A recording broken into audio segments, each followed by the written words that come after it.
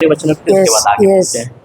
सृष्टिकर्ता पिता आपका बहुत बहुत धन्यवाद। हाँ प्रभु जी, धन्यवाद परमेश्वर पिता, आपने जगह दिया उसके लिए धन्यवाद। धन्यवाद परमेश्वर पिता आज जो वचन होगा मैं जानता हूं कि परमेश्वर पिता ये आपके बेटा और आपके बेटियां हैं परमेश्वर पिता, जिनको आपने संसार में से आपने लिया है परमेश्वर। जो अंधकार थे परमेश्वर पिता आपने वहां से उनको लिया है परमेश्वर, ताकि आपकी महिमा कर सके और दुनिया की कोने कोने में जाकर आपके सुसमाचार की बातें, आपके गुण की बातें, आपकी अच्छी बातें बता सके परमेश्वर। प्रभु आज जो वचन होगा उसके दरमियान लोगों से आप बातें कीजिए, हर एक यहाँ बैठने वाले भाई बहन से आप बातें कीजिए परमेश्वर, और यहाँ से जो बातें हो वो केवल आपकी हो परमेश्वर। जैसा नीति वचन भी कहता है परमेश्वर कि मनुष्य बहुत सारी युक्तियां करता है लेकिन उसके मुंह से बुलवाना आपका काम है परमेश्वर। प्रभु जो हम जानते हैं परमेश्वर आज जो बातें होंगी वो केवल आपके लिए हो परमेश्वर।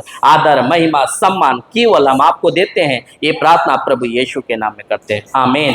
एक ताली बजाकर हम परमेश्वर का धन्यवाद देंगे।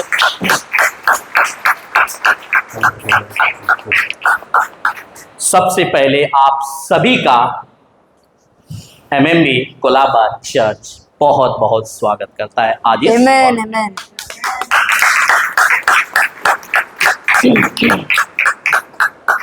आपसे कुछ बातें पूछकर फिर मैं आगे मैसेज की तरफ बढ़ूंगा। सबसे पहले मैं अपना टॉपिक आपके सामने रख देता हूं कि आज का जो टॉपिक है क्या है।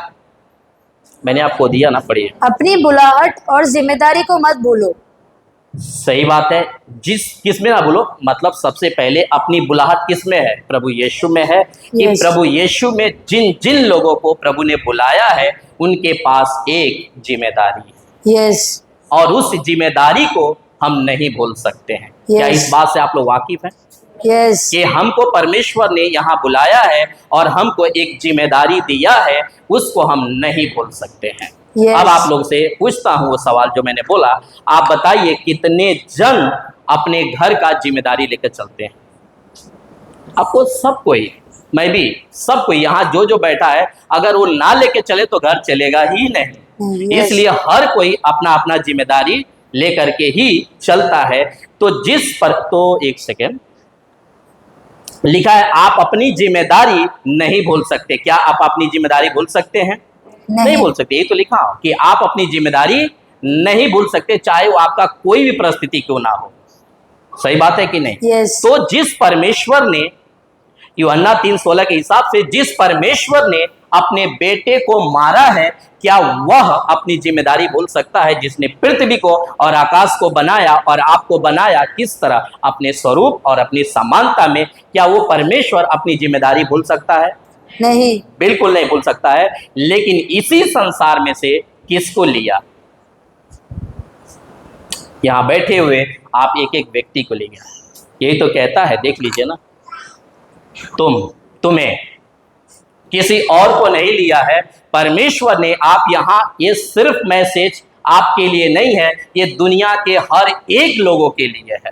यहां बैठे जितने छोटे झुंड बड़े झुंड कि नहीं, ये दुनिया की 800 करोड़ की आबादी, उन सब के लिए है कि परमेश्वर अपनी जिम्मेदारी नहीं भूलता है। और वो जिम्मेदारी जो करना था उसने कर दिया कि अपने इकलौते बेटे को क्रूस पर मार डाला। और उसके बाद वो कहता है, पढ़िए, तुम्हें अंधकार में से, तुम्हें यानी आप यहाँ जो बैठे यहाँ और जो 800 करोड़ की आबादी जिसको संसार में से लिया, उन सबको कहता है तुम्हें अंधकार में से अपनी अद्भुत ज्योति में बुलाया है, उसके गुण प्रकट करो। सबसे पहले सुनिए, अंधकार में से अपनी अद्भुत ज्योति में बुलाया है। लेकिन किस लिए बुलाया है? मैं बुलाया क्या पड़ता है? उसके गुण प्रकट करो, उसके गुण प्रकट करो, उसके कार्य को प्रकट करो, इसीलिए आपको बुलाया है। और यही आपका बहुत बड़ा जिम्मेदारी है। क्या आप अपने कंधों पर आप ये जिम्मेदारी लेके चलेंगे? ये आपका खुद का सवाल है। ये किसी के बताने से नहीं, हमारे बताने से नहीं, सिस्टर के बताने से नहीं, पास्टर के बताने से नहीं। आप जिस दिन अंधकार में थे और वहां से प्रभु आपको लेता है और अद्भुत ज्योति में बुलाता है, वो कहता है मेरे गुणों को तुम ही प्रकट करोगे, कोई और नहीं प्रकट कर सकता है। क्या कोई और प्रकट कर सकता है? आपको लगता है ऐसी? क्या परमेश्वर की महिमा कोई और दे सकता है? नहीं। उसको महिमा वही देता है जिसने उसको जाना है, और कोई नहीं उसको दे सकता है। तो मैंने सर्कल कुछ किया है कि तुम्हें अद्भुत ज्योति में बुलाया है और उसके गुणों को प्रकट करो। ये सबसे मेन पॉइंट है, आपको ये बात को समझ लीजिए। तो मैं रख देता हूँ, कुछ पढ़िए। यहाँ बुलाहट का उद्देश्य भी मिलता है, परमेश्वर के गुणों को प्रकट करना। इस वचन में जो हमने पढ़वाया, उस वचन में सब बुलाहट का उपदेश भी मिलता है और उसके गुणों को प्रकट करना भी मिलता है। तो आपको 2 पॉइंट ही लेके चलिए कि सबसे पहले परमेश्वर ने बुलाया, और बुलाया एक मकसद के साथ कि आप उसके गुणों को प्रकट करो।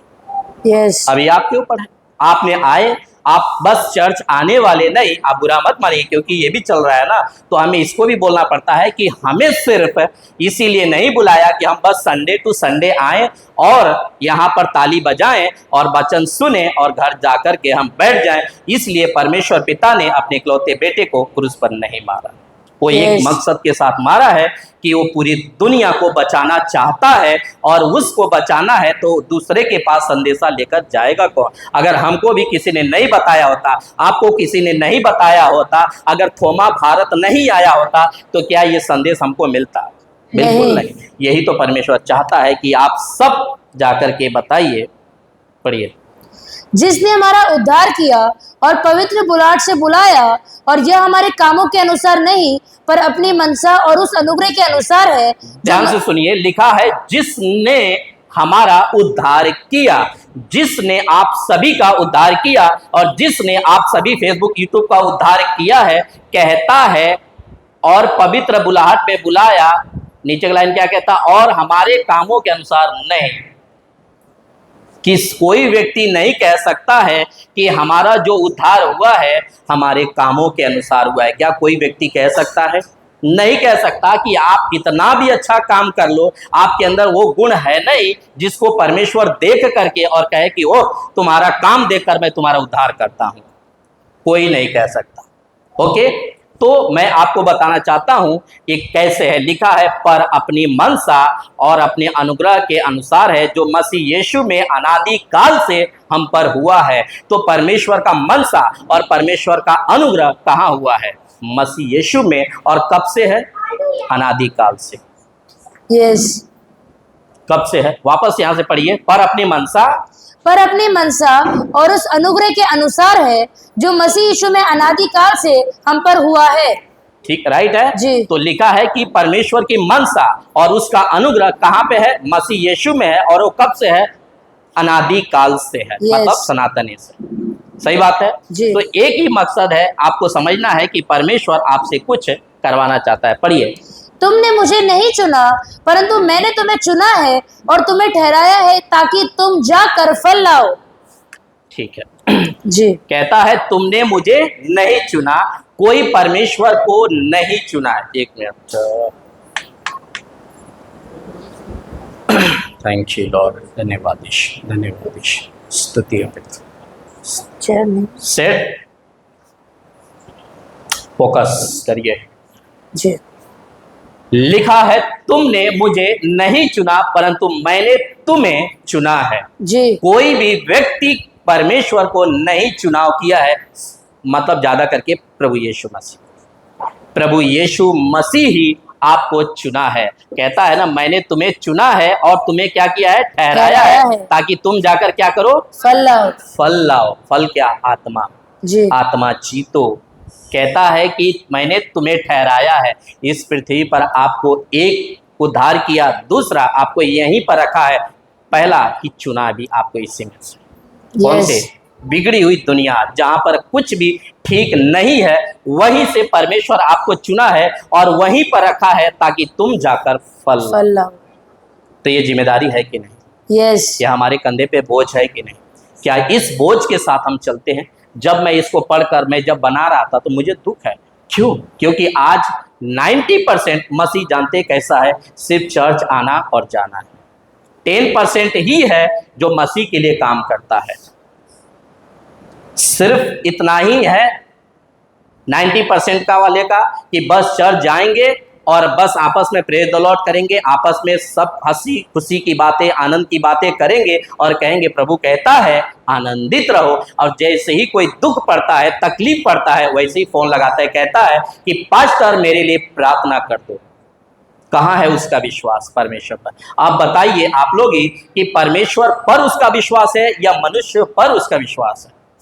अगर वो व्यक्ति कहता है पास्टर मेरे लिए प्रार्थना कर दो क्योंकि मेरा सर दर्द कर रहा है, मेरा नौकरी नहीं ठीक, मेरा बिजनेस नहीं ठीक, तो उसका भरोसा परमेश्वर पर नहीं है, उसका भरोसा मनुष्य पर। हमको यहाँ पर परमेश्वर ने एक मकसद के लिए चुना है कि तुम उसके लिए फल लाओ। यस, एक ही मकसद है कि हम उसके लिए फल लाए। बढ़िया। क्योंकि हम परमेश्वर की रचना है और मसीह यीशु में उन भले कामों के लिए सृजे गए जिन्हें परमेश्वर ने पहले से हमारे करने के लिए तैयार किया। लिखा है हम परमेश्वर के कौन है? रचना है जी, हम परमेश्वर की रचना है और मसीह यीशु में हम किसके लिए चुने गए हैं? उन भले कामों के लिए। भले कामों के लिए चुने गए हैं। और लिखा है जिन्हें परमेश्वर ने पहले से हमारे करने के लिए तैयार किया है, हमारे करने के लिए किया है। कौन सा काम? भले का काम। देखिए हमें किसी का मदद करना चाहिए, आपको करना चाहिए, लेकिन अगर किसी को आप सिर्फ करते हो मदद, पैसों का, हेल्थ, शरीर का, कुछ भी करते हो, लेकिन अगर उस व्यक्ति का उद्धार नहीं कराते हो तो क्या फायदा हुआ? सही बात है कि यस, हमें उसका हेल्प भी करना है, साथ ही साथ हमें उसको सुसमाचार भी देना है। ये इस मकसद के साथ हमें लिखा है कि हम भले काम के लिए चुने गए। क्या सही बात है कि नहीं? यस। पढ़िए।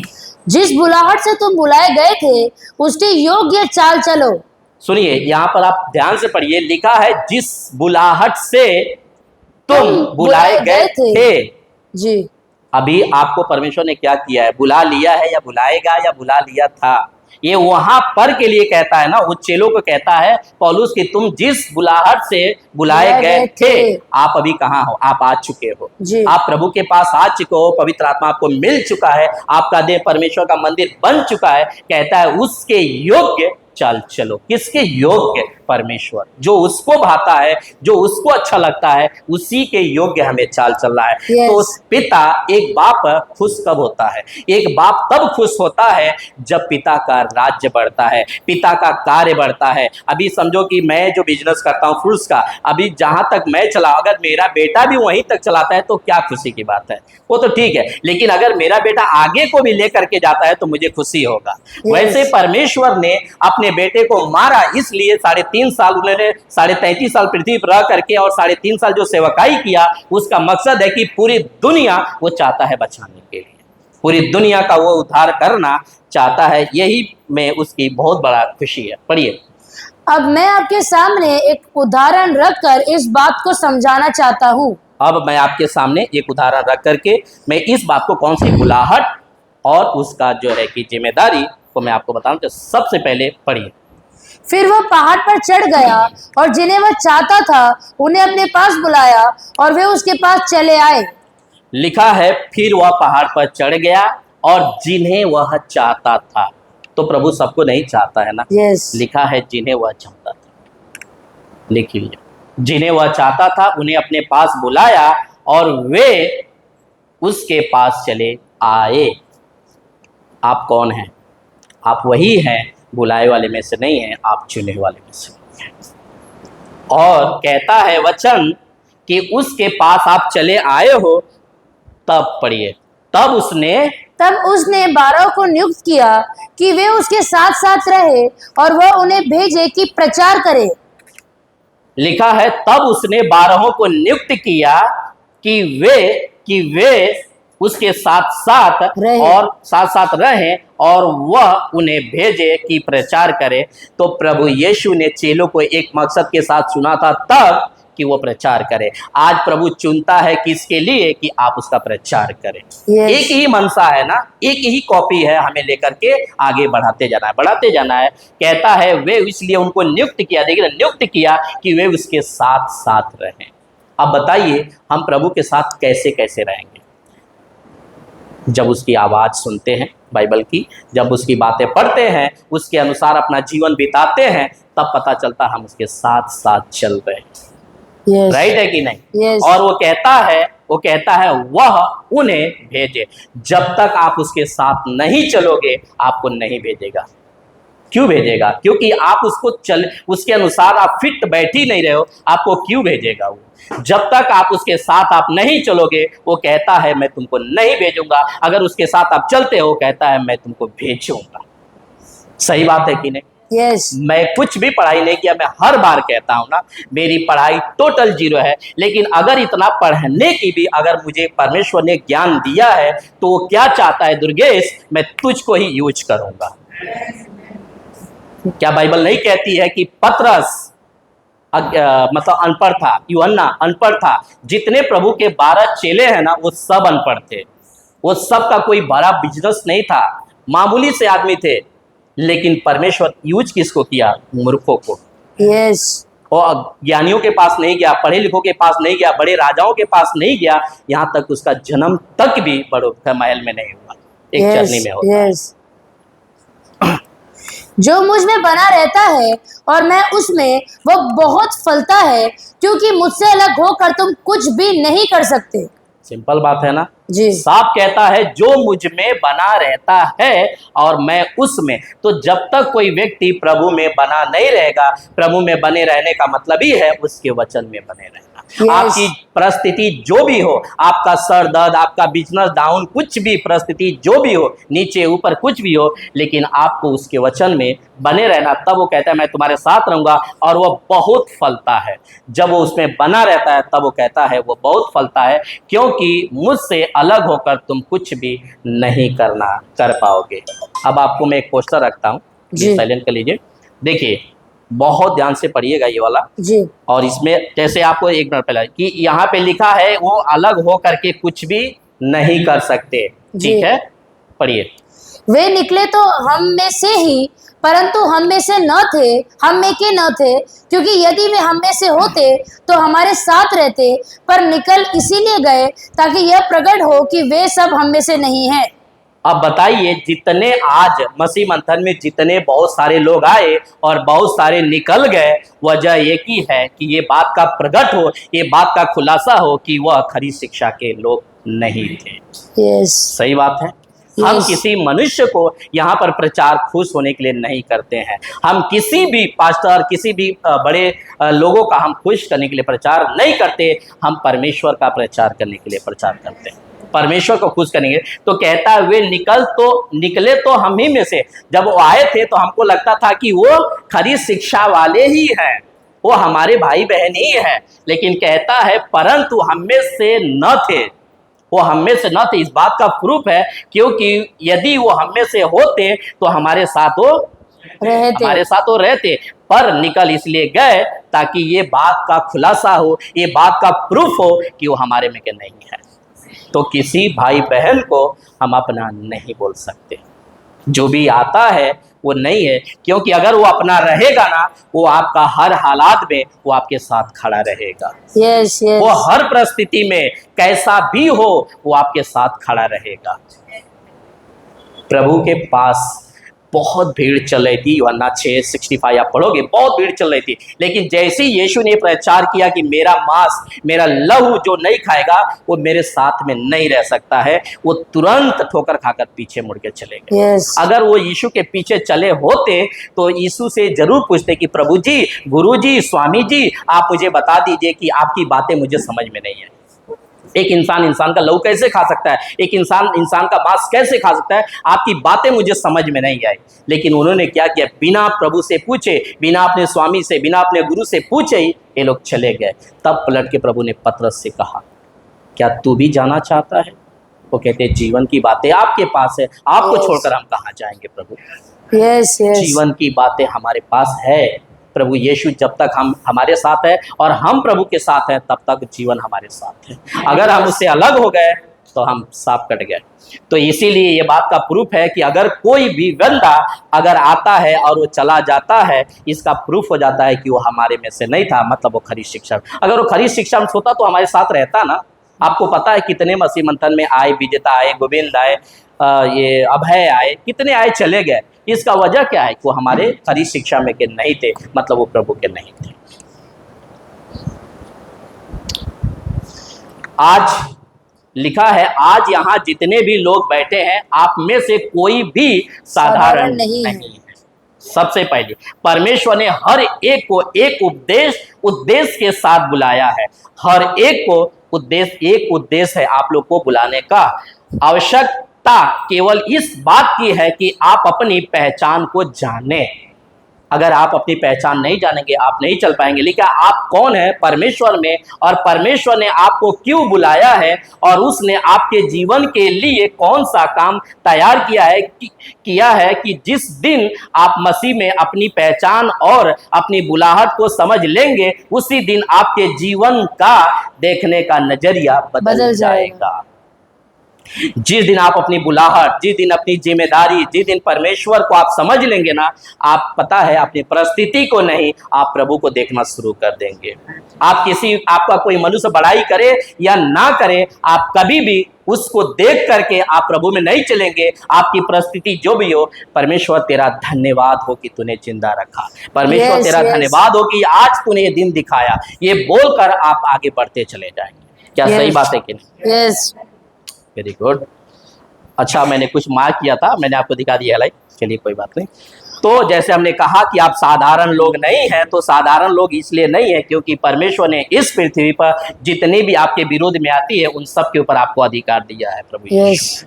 तो आप लोग प्लीज अपना अधिकार, जब भी आप प्रार्थना करते हैं तो अपने अधिकार को यूज किया करें। अब एक है नमक और इसके बाद है ज्योति। तो हमने केवल नमक को यूज किया है। आप सभी जानते हैं कि नमक एक कितना इम्पोर्टेंट है हमारे खाने के लिए। सही बात है। वैसे मसीह में रहना, ये मसीह में रहना मतलब उसकी शिक्षा बहुत जरूरी है। सही बात है। हमें चलना बुलाया है प्रभु ने और उसके बाद से हमको एक जिम्मेदारी दिया है, लेकिन आप जब तक शिक्षित नहीं होंगे आप शिक्षा क्या देंगे? सही बात है। तो एक नमक पढ़िए इसको जी। तुम पृथ्वी के नमक हो। आप पृथ्वी के नमक हो जी। परंतु यदि नमक का स्वाद बिगड़ जाए तो वो फिर किस वस्तु से नमकीन किया जाएगा? फिर वो किसी काम का नहीं, केवल इसके कि बाहर फेंका जाए और मनुष्य के पैरों तले रौंदा भी जाए। राइट है ना? तो अगर मतलब आपका विश्वास, आपको प्रभु के पीछे चलने में अगर जरा भी आपने लापरवाही किया तो आप क्या होगा? बिगड़ जाएंगे। और अगर आप बिगड़ गए तो किस काम का? अगर आपकी शिक्षा समझो बिगड़ गई, आपका चाल चलन बिगड़ गया, आपका विश्वास बिगड़ गया, तो आपका कोई काम है मसीह में आना? बिल्कुल नहीं। आप जिस मकसद के लिए बुलाए गए हैं, अगर उस मकसद को आप नहीं ध्यान रख रहे हैं तो क्या मसीह में आना कोई आपका फायदा है? मसीह में आना एक ही है कि हम सबको परमेश्वर ने इस जगत में से लिया ही है कि उसके राज्य को बढ़ाएं, उसके राज्य को फैलाएं। एक ही मकसद के साथ आपका भलाई, आपका दया, आपका प्रेम कहाँ दिखना चाहिए? इसी संसार में दिखना चाहिए। वचन कहता है उसी प्रकार तुम्हारा उजियाला मनुष्य के सामने चमके, पढ़िए, कि वे तुम्हारे भले कामों को देखकर तुम्हारे पिता की जो स्वर्ग में है बड़ाई करे। क्या देख करके? भले कामों को आपको देकर जो स्वर्ग में है उसकी क्या करे? बड़ाई करे। तो आपके यहाँ पर जब आप रहते हो आपका एक ही चीज दिखना चाहिए, वो है आपकी भलाई। यस, सही बात है जी। ये देख करके, और बड़ाई किसका होगा? आज आपको पता है कि बहुत सारे मसीह में लोग जी तो रहे हैं लेकिन उनको पता ही नहीं है कि हमको क्यों बुलाया गया है, हमको क्यों उद्धार किया गया है, परमेश्वर ने अपने बेटे को क्यों मारा है, केवल इसीलिए कि उसका हमारा पाप धुल जाए। अरे उसके बाद बहुत सारा प्रोसेस है, बहुत सारा काम है जो कि हमको करना है, उसको लेकर के चलना है। ठीक है। अब आता है एक पॉइंट, पढ़िए इसको। परंतु तू उठ, अपने पाँव पर खड़ा हो, क्योंकि मैंने तुझे इसलिए दर्शन दिया है कि तुझे उन बातों का भी सेवक और गवाह ठहराऊं जो तूने देखी है, और उनका भी जिनके लिए मैं तुझे दर्शन दूंगा। ये कौन है? ये पौलुस है। पौलुस को जब परमेश्वर ने दर्शन दिया तो क्या पौलुस बदला और कार्य किया या चुप बैठा? बदला और कार्य किया। यहाँ तक बदला, आपको पता है कि उसने शादी तक भी नहीं किया।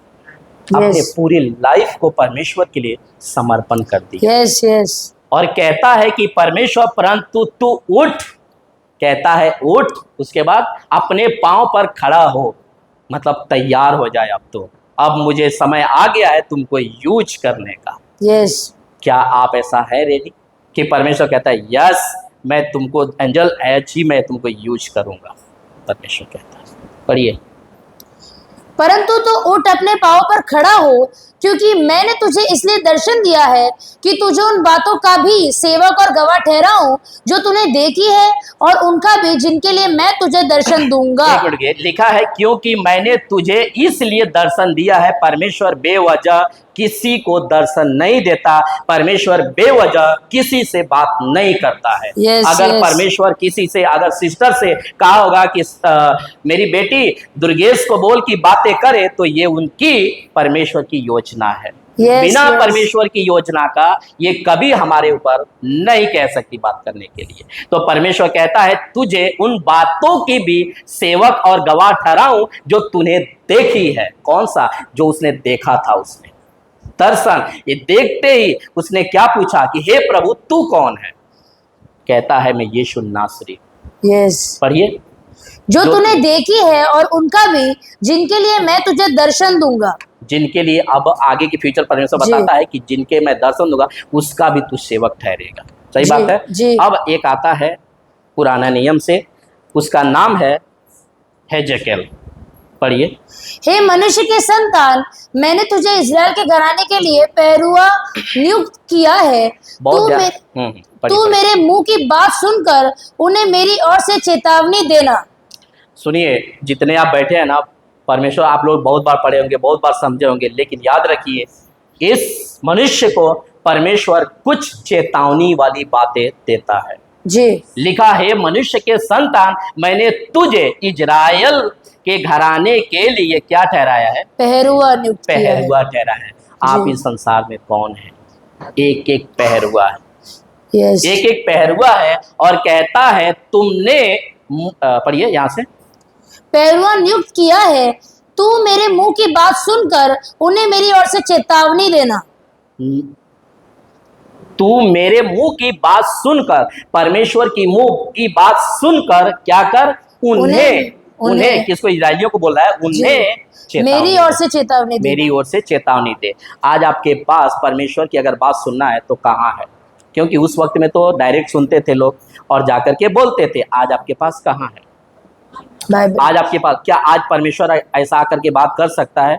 देखिए, उनकी मर्जी है, वो प्रभु हैं, सारी सृष्टि उनका है। अगर वो बात करते हैं कोई आपत्ति नहीं है, जरूर कर सकते हैं। लेकिन प्रकाशित वाक्य क्यों दिया गया है? प्रकाशित वाक्य 22वां अध्याय में लिखा है ना कि जो पाप करता है वो पाप करते रहे, जो मलिन है वो मलिन बना रहे, जो धर्मी है वो धर्म का काम करते रहे। क्यों? क्योंकि परमेश्वर को जितना बात करना था, बात करके आपको दे दिया है। यस, अब आपको पढ़ना है, समझना है, उसके अनुसार चलना है, क्योंकि कहता है मैं आने वाला हूं, हर एक के कामों के अनुसार उसका प्रतिफल दूंगा। Yes, yes, yes. तो परमेश्वर, इसका मतलब आप बात नहीं करेगा। परमेश्वर को जितना जरूरत था उतना बात करके आपको दे दिया। यूहन्ना किताब उसका 20वां अध्याय अगर 31, 32, 33 पढ़ोगे तो कहता है वहां पर कि ये बातें लिखी गई है कि लोग पढ़ें और विश्वास करें, और ये विश्वास करें कि यीशु मसीह परमेश्वर का बेटा है और जीवन पाए। बस ये बातें हैं। तो आपको नियुक्त किया गया, लेकिन किस बात के लिए? बहुत पावरफुल है, पढ़िए यहाँ पे।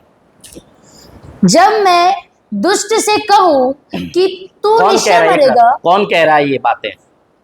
परमेश्वर कह रहा है, लेकिन किससे कहवा रहा है? हेजेकेल से, अपने प्रॉफिट से कहवा रहा है। पढ़िए, जब मैं दुष्ट से कहूं तू निश्चय मरेगा, और यदि तू उसको न चिताए और न दुष्ट से ऐसी बातें कहे जिससे कि वह सचेत हो और अपना दुष्ट मार्ग छोड़कर जीवित रहे। बस रुकिए, यहाँ पे पढ़ना आपको। और यदि तू, ये देखिए तू कौन? प्रॉफिट। यदि आप, मतलब आप कहाँ रहते हो, उद्धार पाए हुए लोग हो, तो आप कौन हो? प्रॉफिट हो। किस चीज का? ये वाला कि तेल पानी के, आज आपका वीजा लग रहा है, आज आपका नौकरी लगा है, ये वाले प्रॉफिट हो, या परमेश्वर के वचन को समझ करने वाले प्रॉफिट हो?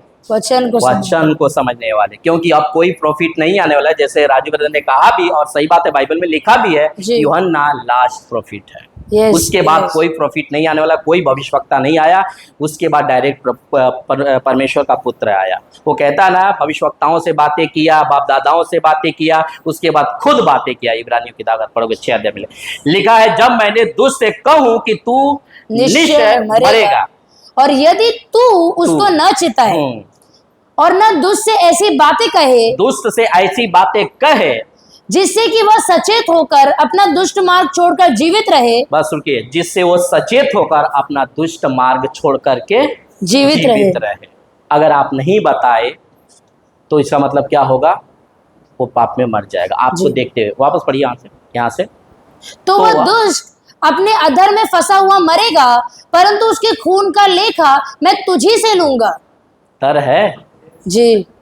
अब बताइए, यस। ये इसीलिए मुझे डर है, इसीलिए मैं करता रहता हूँ, कोई देखे ना देखे, कोई रेस्पॉन्स करे ना करे, मुझे उसका परवाह नहीं है। लेकिन वचन साफ यहाँ पे देख ले कहता है भविष्यवक्ता से परमेश्वर की, जो बातें मैं दुष्ट से कहूंगा कि इसको मर जाएगा, इसको मैं नाश करूंगा, लेकिन तू ऐसी कोई बात उसको जाकर ना बताए जिससे वो अपने पाप से मन फिराकर जीवित रहे।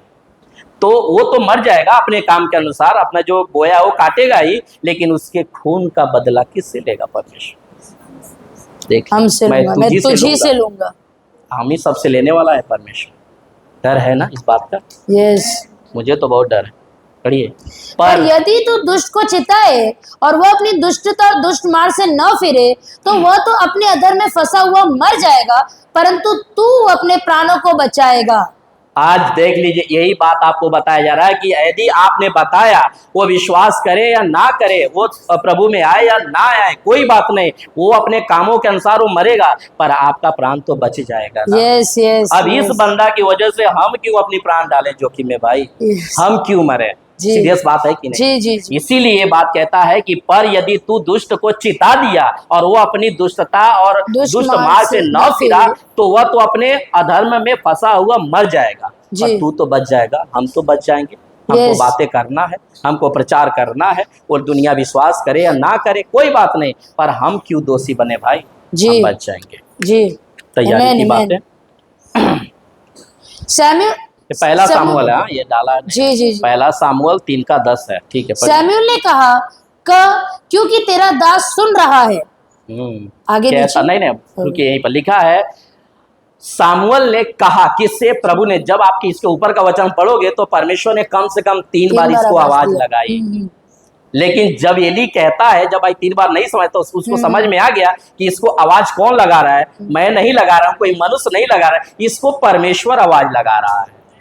तब ये कहता है जाके वो कहता है एली कि अब जब आवाज आएगा तो कहना, बोलो आपका दास सुन रहा है। वही तो यहाँ पे जो कहा। तो उसको किसी ने गाइड किया कि नहीं किया? किया। और गाइड किया तो उसने किया कि नहीं किया? यस। और इसीलिए परमेश्वर उसको यूज किया। आमेन आमेन। आज हमको कोई न कोई गाइड करने वाला है। यहाँ पर मारिया सिस्टर हैं, आप लोग भी हमको भी गाइड करते हैं, परमेश्वर भी गाइड करता है। तो हमें क्या करना है? हमें सुनना है, हमें चलना है, हमें कठोर नहीं करना है। नीचे पढ़ लीजिए। बुलाहट सुनने और परमेश्वर की सेवा के लिए तैयार रहने का सुंदर उदाहरण। ये उदाहरण हमारे लिए बहुत फिट बैठता है आज की टॉपिक के लिए, इसलिए हमने इस बात को लिखा है। Amen hallelujah. ये पढ़ना है यशायाह 6:8। हाँ पढ़िए। मैं किसको भेजूं और हमारी ओर से कौन जाएगा? परमेश्वर ये क्वेश्चन कर रहा है ना, किससे? इस व्यक्ति से। जी। और यही क्वेश्चन आप लोग से भी कर रहा है परमेश्वर। सही बात है, ये मुझसे भी कर रहा है परमेश्वर। yes. कहता है यशायाह 6:8 में, मैं किसको भेजूं और हमारी ओर से कौन जाएगा? जी। आप लोगों से ही परमेश्वर पूछता है। तो वहां पर यशायाह था, तो यशायाह क्या कहता है? मैं यहाँ हूँ, मुझे भेज। Yes yes yes. जब सिस्टर कहती है तो कहता है यस, भले कुछ भी हो, मैं रेडी हूँ। आमेन आमेन। क्या बात है, वेरी गुड। Thank you.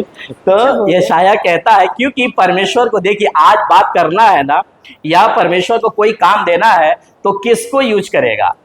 किसी बॉडी को ही लेगा ना, या अपने अगुओं को लेगा, क्योंकि जो चर्च के जो अगुए होते हैं उन्हीं को लेगा और कहेगा इनको बोलो। तभी, क्योंकि परमेश्वर डायरेक्ट आकर बात नहीं कर सकता, पवित्र आत्मा डायरेक्ट आके बात नहीं कर सकता, क्योंकि पवित्र आत्मा बॉडी नहीं है। तो पवित्र आत्मा एक बॉडी को लेता है, वो कहता है। तो कहता है यशायाह, मैं यहाँ पर हूँ और मुझे भेजिए। ये बातें आप लोग को बहुत अच्छा लगेगा कि आप भी कहे, प्रभु मैं यहाँ हूँ, ये भारत में हूँ, आप मुझे यूज करो परमेश्वर। आमेन आमेन।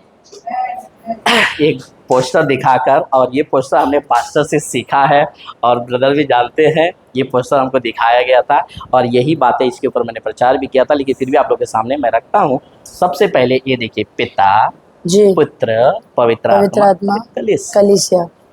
आपको पता है, इस कलीसिया को चलाने के लिए पिता पुत्र और पवित्र आत्मा तीनों इसको चलाने के लिए जिम्मेदारी किसको दिया है? आप जानना चाहते हैं? आप लोग पढ़ा होगा लेकिन अफकोर्स याद नहीं होगा, लेकिन जब Amen. परमेश्वर का वचन आता है तो याद आ जाता है। ठीक है, तो मैं आपको ये पूछ रहा था कि पिता भी है, पुत्र भी है, पवित्र आत्मा है और यहाँ पर एक कलीसिया है। तो इस कलीसिया को चलाने के लिए ये तीनों ने एक को जिम्मेदारी दिया है। आइए रखते हैं, पढ़िए। इसलिए अपनी और पूरे झुंड की देख रेख करो जिसमें पवित्र आत्मा ने तुम्हें अध्यक्ष ठहराया है कि तुम परमेश्वर की कलीसिया की रखवाली करो जिसे उसने अपने लहू से मोल लिया है। तो सुनिए, लिखा है अपनी और झुंड की देख रेख करो जिसमें पवित्र आत्मा ने तुमको आपको अध्यक्ष ठहराया। यस, तो इसको चलाने के लिए, परमेश्वर की कलीसिया को चलाने के लिए ये तीनों पिता, पुत्र, पवित्र आत्मा आपको जिम्मेदारी देता है कि Yes. मेरी कलीसिया को तुम ही लोग क्या करोगे? प्रचार चलो। करोगे। मेरी कलीसिया को तुम ही लोग क्या करोगे? सिखाओगे। Yes. लेकिन बात है कि कहाँ पर नियुक्त किया, ये पॉइंट तो पास्टर ने हमको अभी नहीं दिया था, पर मैंने ये बातें बहुत गहरे से पढ़ा तो मुझे समझ में आया कि पवित्र आत्मा ने आपको अध्यक्ष कहाँ पर ठहराया है। पढ़िए, आप इसी लाइन में जवाब मिल जाएगा, इसी लाइन को पढ़िए। देख रेख करो जिसमें पवित्र आत्मा ने तुम्हें अध्यक्ष ठहराया है। बस कि इतना ही लाइन में जवाब है। देख रेख करो जिसमें पवित्र, ठीक है, बता दो। देख रेख करो जिसमें पवित्र आत्मा ने तुम्हें, तो ये जब लाइन है झुंड की, तो यहाँ ना झुंड की देख रेख करो जिसमें, तो अध्यक्ष ठहराया है झुंड में से। यस, जिसमें, हाँ झुंड में सॉरी, बरोबर ना? हाँ, तो झुंड में पवित्र आत्मा ने आपको अध्यक्ष ठहराया है। यस यस यस, जिसमें, और वो कहता है, हम ठहराया है कि तुम, एक व्यक्ति कहते हैं सिंगुलर है, एक, और याद रखिए यहाँ पे जब कलीसिया है तो ये सिंगुलर है, अब प्लूरल है या बहुवचन है? बहुवचन है कलीसिया, बहुवचन है। कलीसिया सिंगुलर है, ये सिंगुलर है, यानी पूरी कलीसिया एक है, हम सब एक हैं। सही बात है। तो इसीलिए कलीसिया है, कलीसियाओं नहीं है, तो ये कलीसिया है। लिखा है तुम्हें अध्यक्ष ठहराया है कि तुम परमेश्वर की कलीसिया की रखवाली करो जिससे, जिससे, तो ये जिसे कौन है? ये कलीसिया है। जिसे, उसने कौन है? उसने कौन है? पुत्र है, पवित्र आत्मा पुत्र है। तो जिसने, उसने अपने लहू से मोल लिया है। उसने अपने लहू से मोल लिया है। तो कौन है? पुत्र है। Yes, और वो लहू का मोल लेकर कलीसिया को अपने लहू से खरीद कर किसको देता है? अध्यक्ष को। यस यस, तुम इसको क्या करोगे? रखवाली करोगे। यस, अब आपको समझ में आया? जी, इतना इम्पोर्टेंट चीज परमेश्वर ने हमको दिया है कि अपने लहू से खरीदा हुआ कलीसिया का जिम्मेदारी हमारे ऊपर ठेलता है। वो जिम्मेदारी को क्या हम समझ पाते हैं? ये बहुत बड़ी बात है। एक स्लाइड और है, उसके बाद में आपको खत्म करिए, वो लास्ट। जिस प्रकार परमेश्वर ने आपको बुलाया है और आपके ऊपर कलीसिया की जिम्मेदारी सौंपी है, उस बुलाहट और जिम्मेदारी को कभी नहीं भूलना चाहिए। कभी नहीं बोलना। ये लास्ट स्लाइड है कि परमेश्वर ने, जैसे हमने आपको ये पोस्टर दिखाया, ये अध्यक्ष ठहराया है और अपनी कलीसिया को आपके हाथों में सौंपा है कि तुम ही इसको टीच करोगे, तुम ही इसको सिखाओगे, तुम ही इसको भोजन दोगे, यानी आत्मिक भोजन दोगे। वो कहता है परमेश्वर, जिस प्रकार परमेश्वर ने आपको बुलाया है और आपके ऊपर कलीसिया का जिम्मेदारी सौंपी है, उस बुलाहट और जिम्मेदारी को कभी नहीं भूलना। अपनी जान जाने तक आपको नहीं भूलना। आमेन, हालेलुया। Okay, yes. तो ये मैसेज सिर्फ इतना है कि आपका बुलाहट क्या है, ये बात आपको ध्यान रखना है। आपका जिम्मेदारी क्या है, ये बात को एहसास रखना है। क्योंकि परमेश्वर ने अपने लहू से खरीदा हुआ कलीसिया आपके हाथों में सौंपा है और आपको अध्यक्ष ठहराया। आमेन, आमेन। आशा करता हूँ कल बाकी आमेन, आमेन।